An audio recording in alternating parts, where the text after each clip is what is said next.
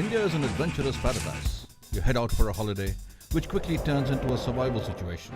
A dream turns into a nightmare. I'm thirsty, I'm tired, I'm hungry, and I'm lost.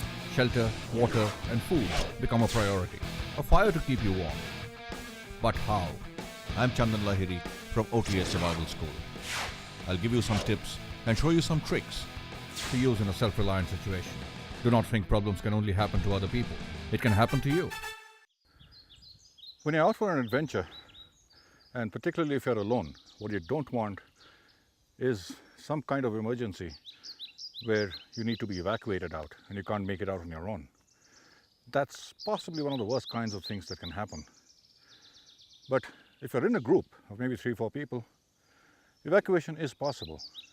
It takes a little bit of doing, a little bit of ingenuity, but evacuation is certainly possible.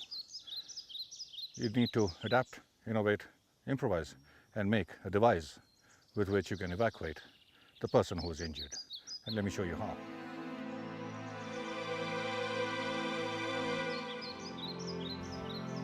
What you can see here is some poles that I have, and I have already an improvised field stretcher which I've made using jackets. But what if you're in a place which is not cold? So therefore your jackets are not in your backpack and you still need to make a field stretcher.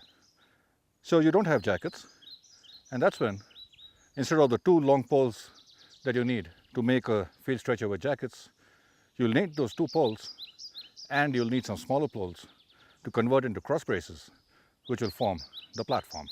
So what I'll do is I'll remove the jackets and look at a situation where we are just left without the jackets and just the poles.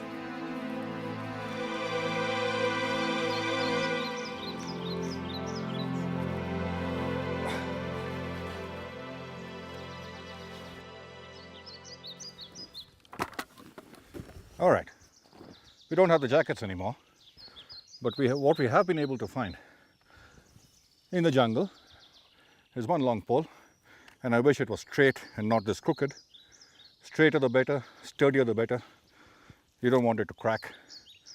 So you lay the first one and you lay the second one. Fortunately, this is straight. Lay it parallel to the first one. And then to make the bed, all you do is take these smaller pieces and make cross braces out of them and just lay them on that. If you can get more, good, but I suspect about 5 should do it.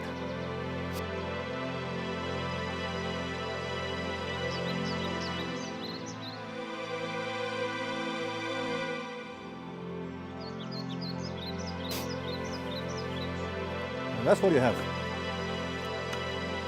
And the person who's injured will be lying on this, and what you need to do is cord it up so that when you're lifting it, when you're walking with the person lying on it, these things don't come apart. So tie it up firmly, securely at each of the joints so that you have a far more steadier platform. The victim lies on this and you have 2 stretcher bearers who lift it up, and that's how you can make a field stretcher using just the logs and branches that you find out in the jungle. This does not even depend on what you're carrying in your backpack. This only depends on what you can find in the environment around you. Like I said, an injury where evacuation becomes necessary is possibly one of the worst things that you can encounter when you're out in the outdoors. But if you do encounter such an emergency, learn how to make a field stretcher with poles, something like this.